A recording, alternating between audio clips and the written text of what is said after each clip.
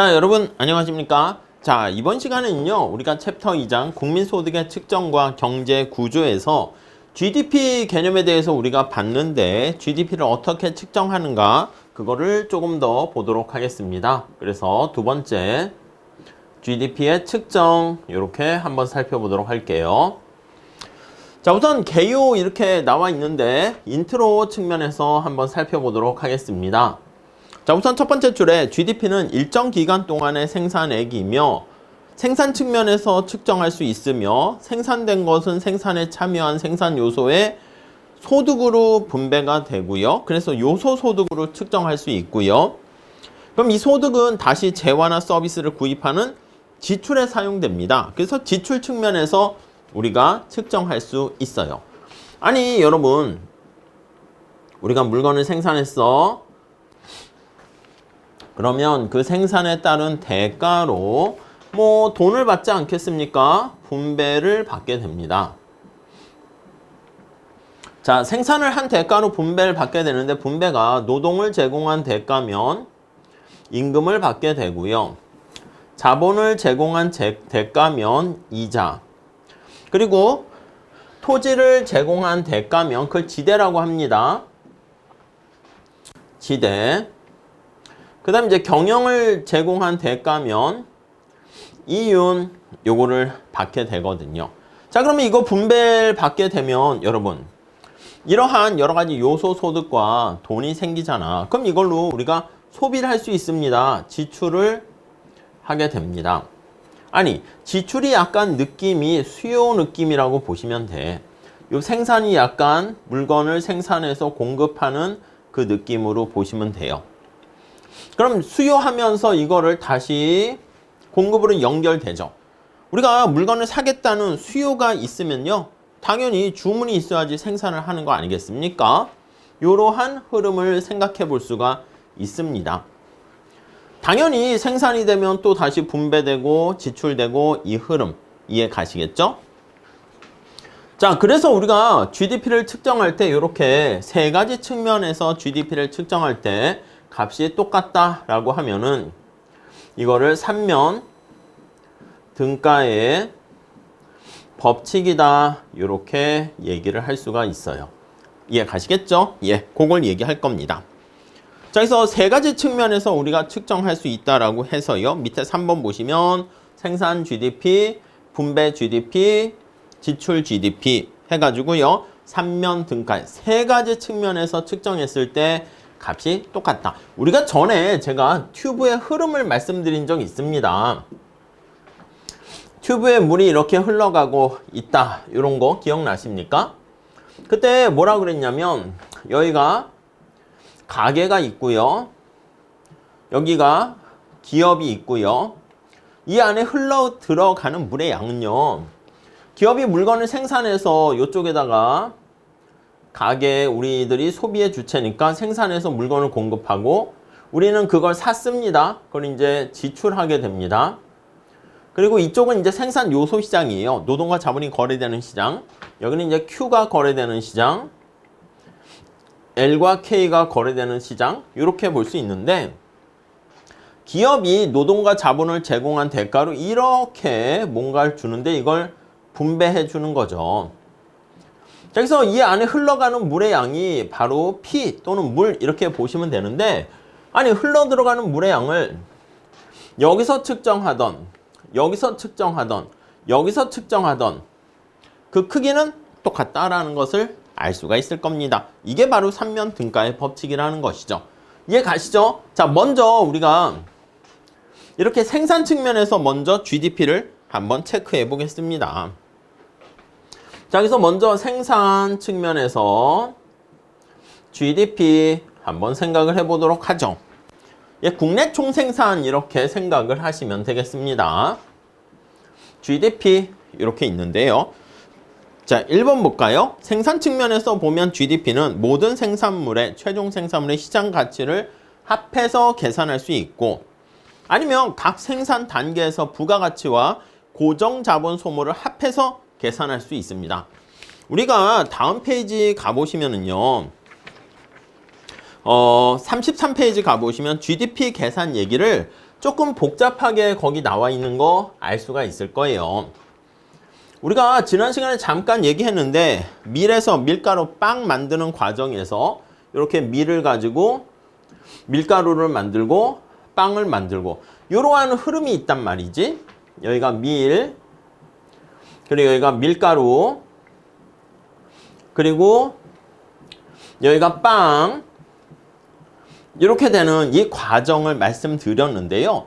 이 최종 생산물인 빵만 계산하거나 아니면 이걸 세 개를 그냥 그 생산 단계를 다 합하게 되면 밀, 밀가루, 빵 이걸 다 합해버리면 밀은 3번 계산되고 밀가루는 2번 계산되는 이중계산 문제가 발생한다라고 말씀을 드렸습니다. 이해 가시겠죠? 자, 그러니까 이중계산 문제를 해결하기 위해서는 여기 나와 있는 최종 생산물이라 할 수 있는 빵 요거 하나만 가지고 계산하는 방법 우리가 알 수 있어요. 그래서 최종 생산물의 시장 가치 요걸 가지고 우리가 계산할 수가 있고요. 오케이, 이해 가시겠죠?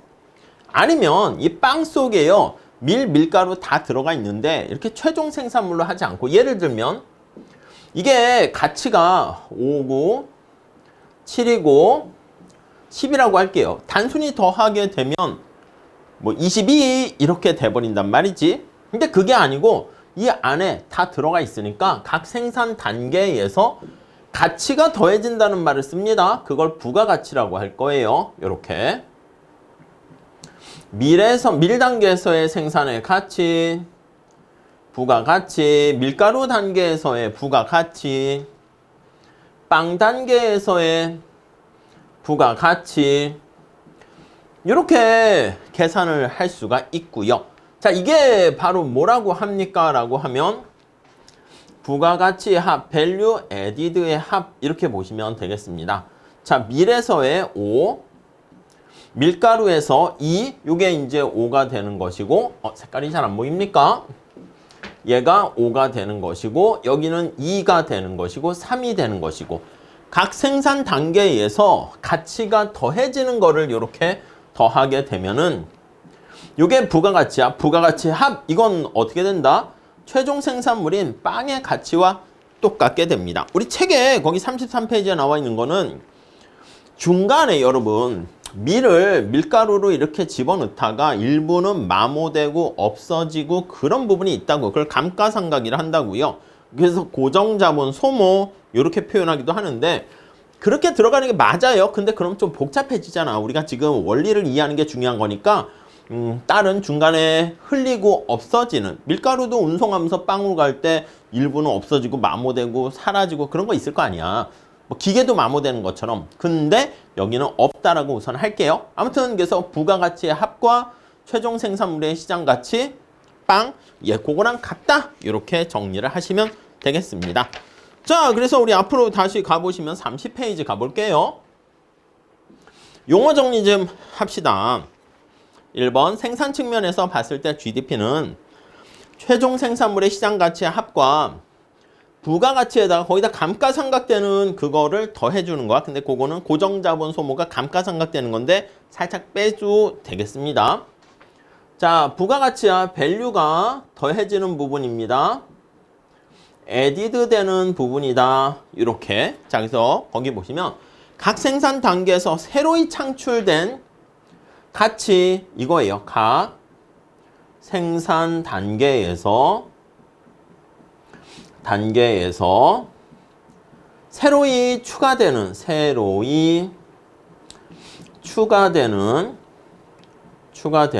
가치 요거를 나타내고 있지요. 오케이? 자, 그리고 고정자본 소모 이렇게 나와 있습니다. 픽스드 캐피탈이 컨섬션, 그러니까 마모된다는 겁니다. 네, 그런데 그걸 감가상각인데 그건 살짝 넘어가셔도 되겠습니다. 자, 그래서 생산 측면에서 GDP는 이렇게 두 가지 방법이 있다라는 거 잘 정리해 주세요. 하나는 최종 생산물의 시장 가치, 빵 속에 모든 게 다 들어가 있고 다른 하나는 부가가치의 합 이렇게 볼 수가 있습니다. 자, 다음에 분배 측면에서 우리가 한번 계산을 해볼게요. 분배 GDP. 자, 이 분배 GDP는 아니 우리가 봤을 때 노동과 자본 같은 생산 요소를 투입하잖아요. 거기서 얻게 되는 대가를 우리가 분배한다. 이렇게 보시면 되겠습니다. 1번 생산이 이루어지면 생산 과정에 참여한 요소 노동이고 자본이고 토지고 경영이고 그에 따른 대가를 지불하게 되는데 그걸 다 합해서 우리가 GDP로 나타낼 수 있고요. 그 다음 2번도 보시면 근데 고정자본 소모분이라는 것은 마모가 되는 겁니다. 그치? 그래서 기계가 자동차가 휘발유 안 넣게 되면은 뭐 옵션이나 뭐 여러 가지 그냥 부품을 갈지 않으면 자동차가 계속 잘 가지 못하니까 그 마모된 부분을 다시 투자하는 거 그건 요소소득이 아닙니다. 자 그렇기 때문에 순간접자본도 정부한테 세금 낸 거니까 그거 빼고 나머지들 중에서 분배된다 그렇게 얘기해요. 자 근데 기본적으로 앞에서 말씀드린 것처럼 우리는 고정자본 소모 거기 음영처리 박스 있죠. 그거 없다고 했어. 감가상각 없다고 합시다. 그 정부가 세금을 아직은 거두지 않는다고 할게. 정부가 있으면 거기 세금 내는 거 들어가야죠. 그래서 우리는 그냥 단순하게 요소와 관련한 분배라 해서 노동을 제공한 대가로 임금, 자본을 제공한 대가로 이자, 토지를 제공한 대가로 지대, 경영을 제공한 대가로 이윤 이렇게 보시면 되겠습니다. 오케이. 자, 그 다음에 또 하나 지출 GDP 한번 볼게요. 지출 측면에서의 GDP를 한번 생각을 해보도록 하겠습니다. 자, 우리가 지출 측면에서 GDP는 어떻게 계산합니까? 라고 하면요. 거기 밑에 음영처리 나와 있죠? 암기하시면 되겠습니다. 국민소득을 또 하나 나타내는 지출 측면에서는 C, I, 정부가 있으면 G 이렇게 들어가게 될 거야. 해외 부분이 있으면 순수출 이렇게 보시면 되겠어요. 자, C라는 것은 이게 가계가 주체가 되는 거야. 이름은요, 우리가 소비, 지출, 수요 이렇게 보시면 되겠고요. 이 풀네임으로 하세요. 소비 이렇게 하지 마시고 소비, 지출, 수요 이렇게 하시고요. 컨섬션 이렇게 해서 표현합니다. 자, 투자는요. 기업이 주체가 되는 것이고요. 인베스트먼트의 약자로서 투자, 지출, 수요 네, 이렇게 되고요. 얘는 정부가 주체가 되는 겁니다. 자, 그래서요. 이게 정부, 지출, 수요 이렇게 되는 거예요. 정부, 지출, 수요 이렇게 되고요. 요건 이제 해외, 외국이 주체가 되는 겁니다. net export 이렇게 쓸 거예요. 자, 그래서 이걸 순수출이라고 이제 번역을 하는데 순수출 요거는 그냥 순수출로 끝내요. 순수출, 지출, 수요 하면 너무 길어지니까. 그래서 요거는 뭐냐면 수출에서요. 수입을 뺀 거다. 이렇게 보시면 되겠습니다. 오케이? 이해 가시죠?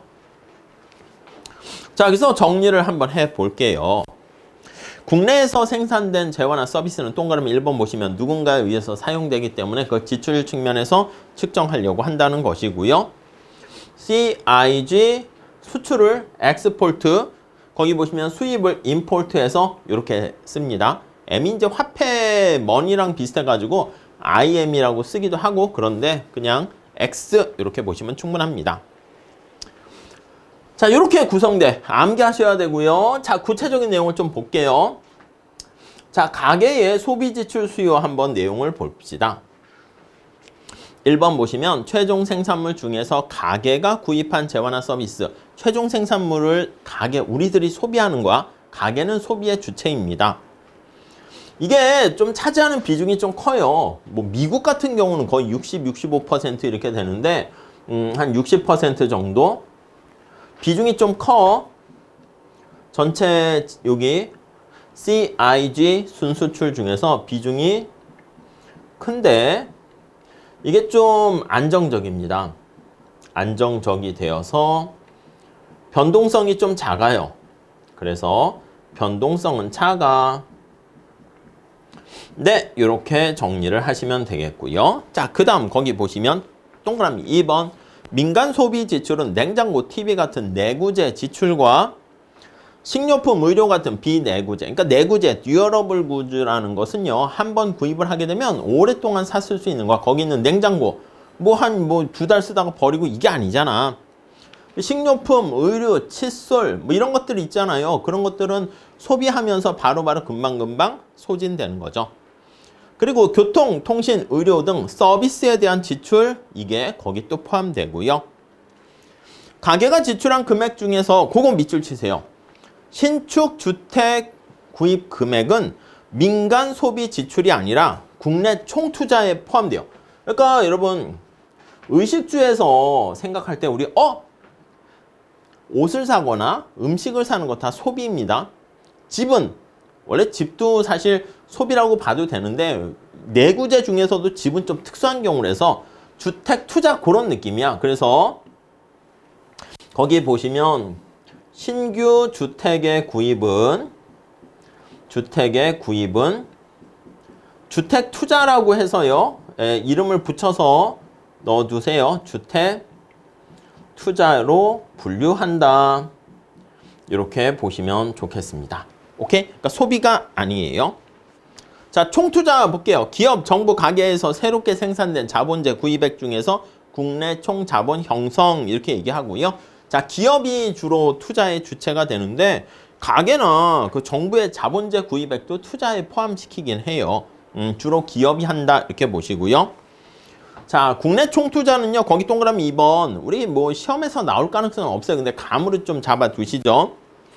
자본재를 구입하게 되는 이게 총고정 투자고요. 이게 중요해. 가게가 주체인데 이렇게 신규 주택을 구입하는 거 이거는 투자에 속합니다. 주택 투자라고 했죠. 그리고 또 하나. 물건을 생산했는데 안 팔리고 남은 거 있잖아. 이거를 재고 투자다 이렇게 얘기를 합니다. 오케이, 이해 가시죠?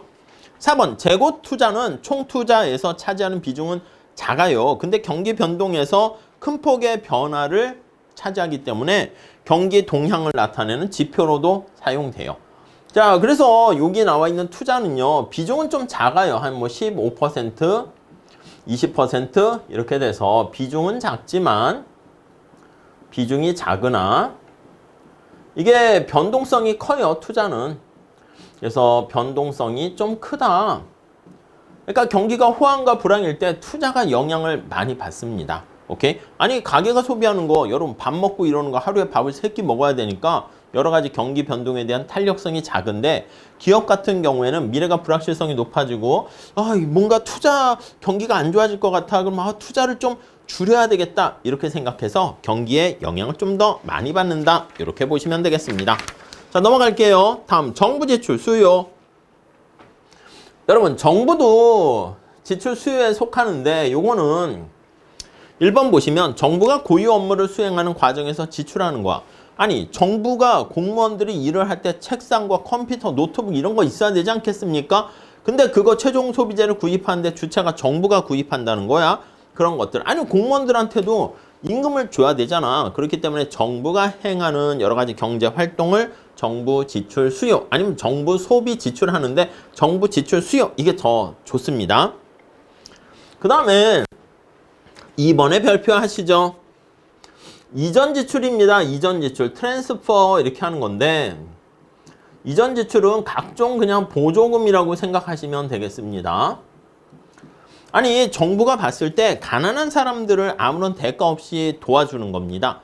우리 경제학에서 제일 중요한 건 뭔가 대가가 있어야 되는 거 아니겠습니까? 근데 2번 보시면 실업급여, 사회보장, 그 밑줄 치시고 민간 부분에게 구매력을 이전하는 거입니다. 그래서 실업급여라든가 가난한 사람 도와주는 실업 상태에 있는 사람들 아니면 은퇴한 사람들에게 사회보장 이런 것들은 여기에 포함되지 않습니다. 그래서 얘는 이전 지출과 관련된 것은 여기 정부 지출 수에 포함되지 않는다. 그렇게 보시면 되겠고요.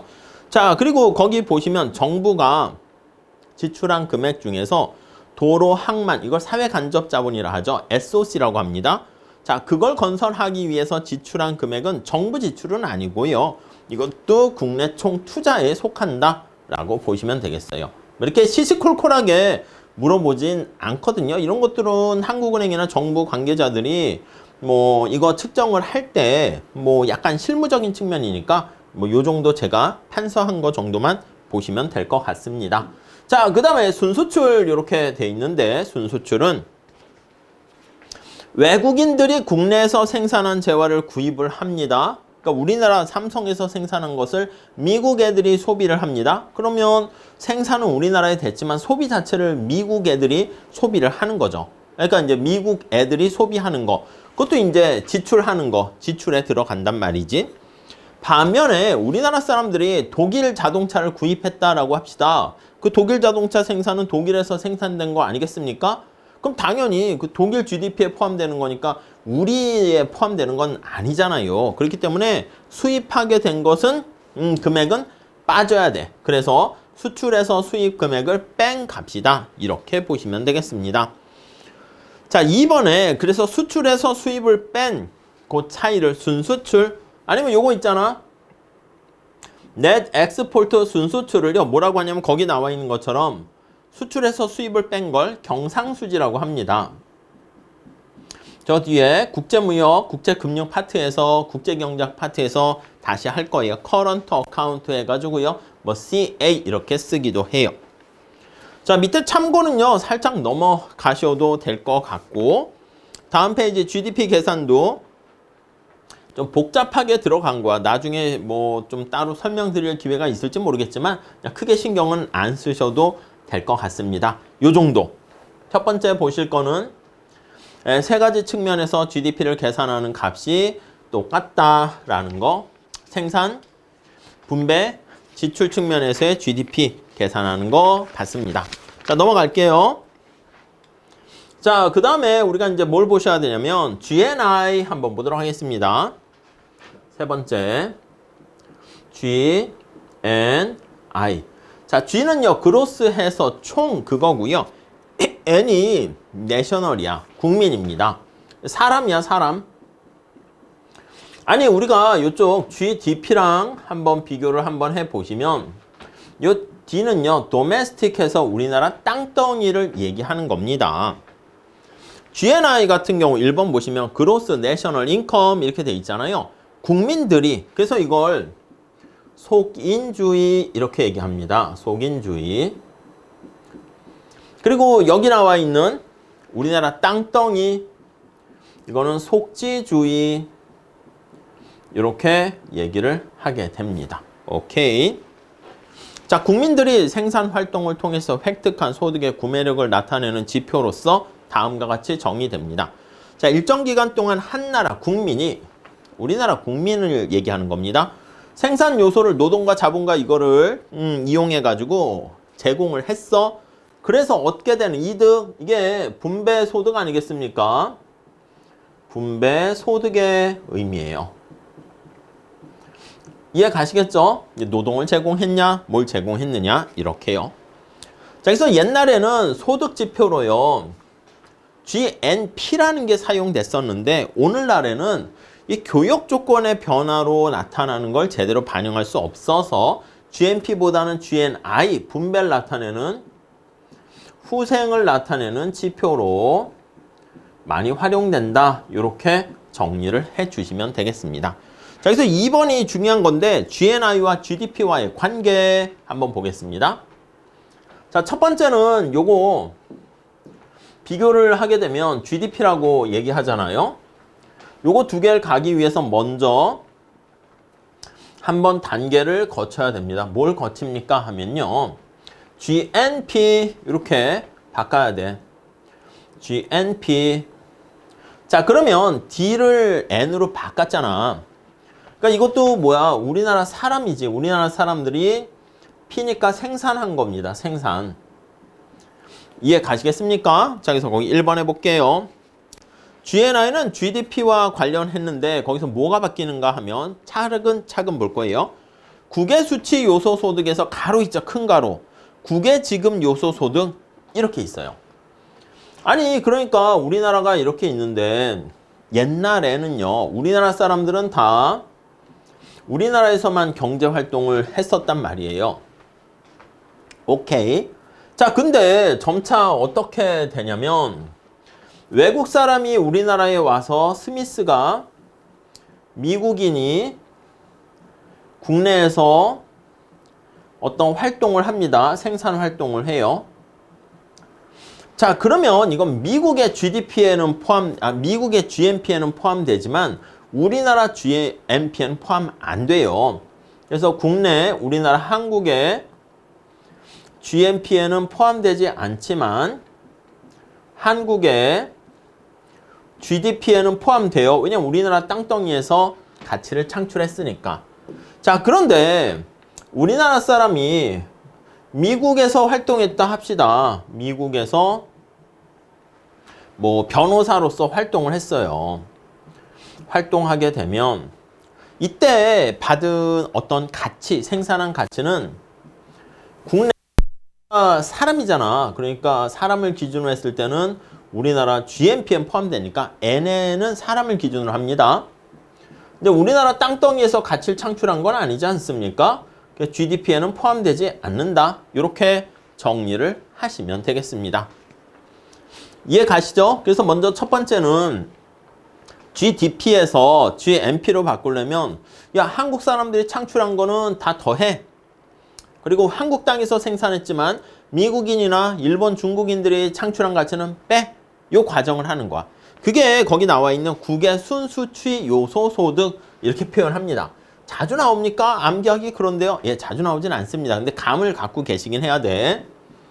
우리나라가 국외 다른 나라와 함께 국내와 외국이 순수취 요소 소득 이렇게 얘기하는 거야.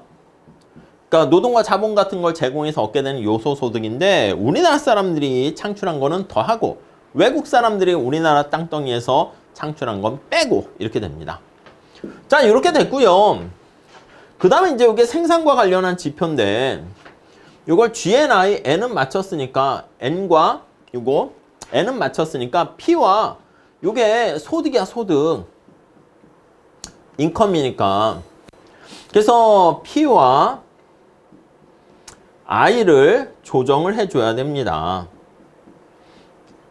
아니, 이게 무슨 차이가 있는데요?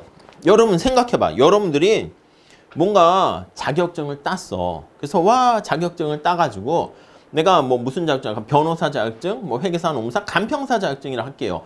자격증을 땄는데 생산한 건 똑같아. 근데 경기가 되게 안 좋아. 막 코로나고 막 이래. 그럼 내가 자격증을 딴 시점에서 뭔가 사회활동을 하는데 자격증의 가치가 취업도 잘 안 되고 해가지고 가치는 어떻게 됩니까? 낮아져요. 계약을 맺는데 자격증을 땄는데 그거 관련한 소득 조건이 계약 조건이 별로 좋지 않아. 근데 지금 내가 자격증을 땄거든요, 이번에. 그래서 이제 활동하려고 했는데 경제가 그냥 확 좋아지는 거야. 그럼 나를 부르는 데가 많아지니까 똑같은 뭐 간평사 자격증을 땄는데 어떻게 됩니까? 그치. 계약할 때 조건이 달라지잖아. 이해 가세요? 그러니까 계약. 그러니까 이게 앞에다가 교역이라는 말을 붙일 거야. 교역 조건이라 합니다. 교역. 서로 거래하는 조건이 만약에 좋아지게 되면 개선이 되면 좋아졌다. 개선이 되면 교역 조건이 개선되면 어떻게 돼요? 내가 생산한 것보다 더 좋은 가치를 받게 됩니다. 자, 그래서 이때는 G, N, P보다 받게 되는 I 소득이 더 커지니까 이런 관계가 됩니다. 이것만 암기하세요. 교역 조건이 개선되면 아니 내가 간평사 자격증을 땄는데 내가 계약하는 조건이 좋아지면 더 행복한 그 자격증의 가치가 올라가니까 행복한 삶을 살게 된다. 이 뜻이에요. 자, 거기는 정신없어요. 복잡해요. 그래서 4번 보시면 교역 조건 이렇게 보시면 되겠습니다. 수출품 한 단위와 교환되는 수입품의 양입니다. 그걸 바로 교역 조건이라고 얘기를 해요. 여기다 살짝 한번 볼게요. 우리나라가 있는데 미국과 교역을 합니다. 오케이. 우리나라가 미국에 뭐 자동차를 하나 수출한다 합시다. 자동차 수출이죠. 수출. 자동차를 수출하고 X제를 수출해요. 근데 뭘 수입하게 되는 거냐면 노트북을 수입한다라고 할게요. 수입. 그래서 M이라고 쓸게요. 노트북을 수입해요. 근데 조건이 어떻게 되냐면 자동차를 한 대 수출을 했는데 노트북을요. 만약에 5대를 수입한다고 할게요. 자, 그런데 노트북을 5대 교환하는 거잖아. 자동차를 하나 수출을 했는데 노트북을 10대를 수입하게 되면은 어떻게 조건이 좋아진 거예요? 나빠진 거예요? 좋아진 거지. 이해 가시겠습니까? 아니 그렇게 해서 우리가 여기 나와 있는 것처럼 국가 간의 교역을 할 때 조건이 개선이 된 거야. 그래서 이걸 어떻게 표현을 하냐면 자동차를 하나 수출했는데 여러분 자동차 가격이 1,000원이라고 할게요. 오케이? 근데 노트북 가격이 얼마냐면 100원이라고 할게요. 아이고 200원이라 할게요. 자, 그러니까 200원이다 이렇게 되면 1,000원짜리 하나 수출해서 200원짜리 5대를 수입을 하게 되는 거죠. 이해 가십니까? 자, 그런데 수출품의 가격이 비싸져서 얘가 2,000원이 되거나 아니면 얘가 가격이 싸진 거야. 100원으로 싸지거나 이렇게 되면 1,000원짜리 자동차 한 대 수출해서 100원짜리 노트북을 10대 수입할 수 있겠죠. 그래서 암기하셔도 되는데 교육 조건이라는 것은 뭐냐면 수출품의 가격 대비 수입품의 가격 이렇게 보시면 돼요. 거기 나와 있습니다. 수출 상품의 가격을 수입 상품의 가격으로 나눠준 거야. 그러니까 수출품의 가격이 1,000원인데 수입품의 가격이 200원이면 1,000원짜리 하나 수출해서 200원짜리 5개를 수입할 수 있잖아요. 그게 바로 교육 조건이야. 그러니까 언제 교육 조건이 개선됩니까? 라고 하면은 교육 조건이 개선될 때는 자동차를 한 대 수출해서 더 많은 양을 수입할 때가 그게 개선되는 거겠지. 수출품 가격이 올라가거나 수입품 가격이 하락하게 되면 이때가 바로 개선됐다. 이렇게 표현을 할 수가 있게 됩니다. 이해 가십니까? 자, 그래서 5번 발표하세요. 교육 조건은 여러 가지 교육 조건이 있는데 암기하셔도 되겠고요. 개선되면 한 단위의 상품을 수출할 때 수입할 수 있는 양이 많아지게 되므로 우리나라 입장에서는 실질 소득이 증가하게 되는 것을 알 수가 있습니다. 아니 그래서 우리나라 사람 입장에서는 훨씬 더 삶의 수준이 좋아진다니까요. 무슨 말씀인지 아시겠죠?